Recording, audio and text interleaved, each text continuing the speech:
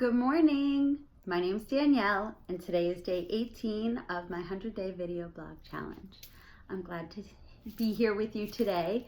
It is Sunday. It's a very relaxing, beautiful day outside. There's a nice crispness in the air, and the sky is like this really beautiful light blue, and the clouds are just, it looks like a painting. It's just beautiful, and feeling really peaceful today. I hope you are too. So one of the topics that I'd like to touch upon today is the subject about is it more important to be right or to be happy? So sometimes people get so caught up in trying to defend their stance or to be absolute and feel that they have the right way or they have the answers, that they're going to tell somebody else how to do it better or how to do it right. But that can also be uncomfortable and awkward and put somebody on the defensive. And what happens if you just take a step back and you say, okay, you're right. Like, whatever you want, you're right. Whether you agree or not, they feel it's the right way for them. So you can bless and release and just say, good luck with that. And then it's actually really gratifying if it winds up that your way actually was a little more efficient. That's cool too. But just because somebody else's way may be different from how you would approach a circumstance or a situation, first of all, you have to ask, are they asking for your opinion? Or are you going to just thrust your opinion upon them unsolicited? Because nobody wants to hear your opinion if it's not warranted or asked for. Sometimes people just talk and they like to be heard. So do that check first. And secondly, there's so many different ways to achieve the same thing. So how you may choose to approach a situation and circumstance might be right for you. If you are an aggressive go-getter that is willing to just like pound the pavement and get it done until you're not going to sleep until you achieve certain things, well, that's your approach. But is that any better than somebody that does not have such urgency, or maybe is a little more timid or apprehensive to achieve a similar goal? For them, their time frame may be allowing themselves 6 months to achieve that. And they may want to try a few different approaches. So a little test and learn and see what feels best for them. And even if they attempt one way and then they find and learn that it's not the ideal outcome that they want, then they may have to retract a few steps, go back a few steps. And that's okay, because now they have the knowledge that that might not be the best way. So maybe their soul needs to learn that lesson.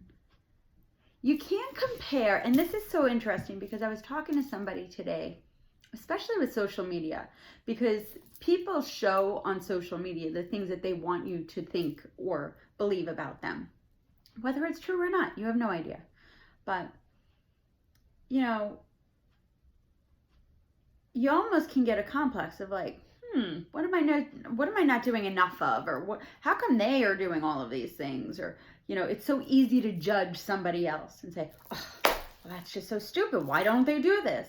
Well, you know what? Like, sometimes people need to figure it out for themselves when they're ready. Sometimes they're not ready for an array of circumstances. Or maybe their path is to just take the longer route, because the timing is not supposed to work out for them until later. Whereas maybe your timing is you need to get it done next month. It's all about urgency and desire and decisioning. But it doesn't mean that one way is better than the other. Like, if you make a choice and you stick to it and you progress forward, progress is still progress, right? So it's just different. And different is okay. So instead of being like paralyzed by fear or saying, my way is the only way, it's so liberating and freeing to just say, you know what? There's so many different ways to approach this. This is the one that I feel is best for me.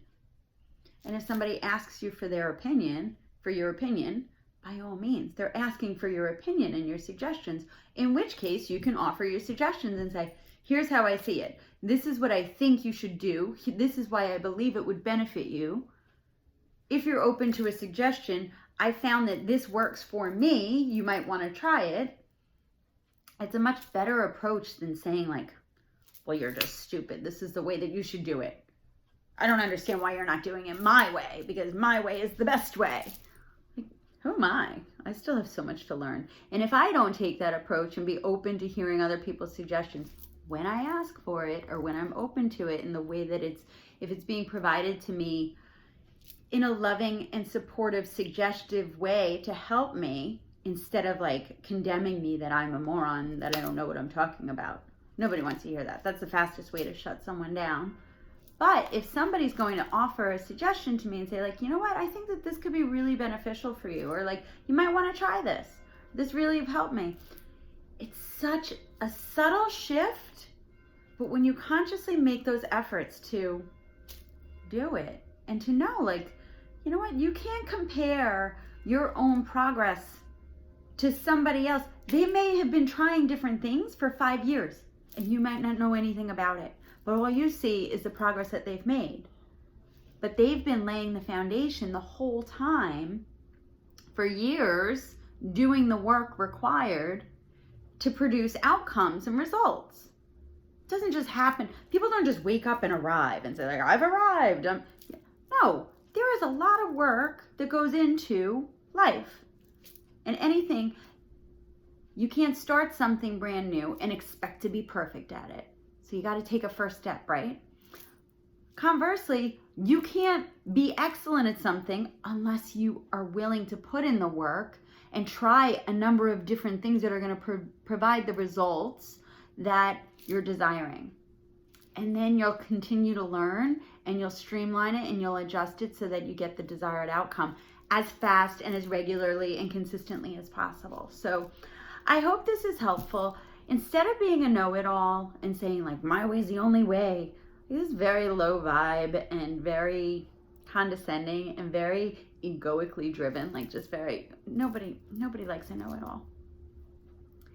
So I suggest, if you're open to suggestions and you want to improve your communication or just improve being a good human, be open to a variety of different approaches to the same scenario by different people, because you may find that you will learn even better ways than you thought or that you knew, or you might discover a whole new way of approaching a circumstance or a situation that you never even dreamed of.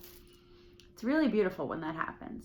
So it's fun to be in flow and to put yourself like, I don't know, check your ego for a moment and just kind of like say yes.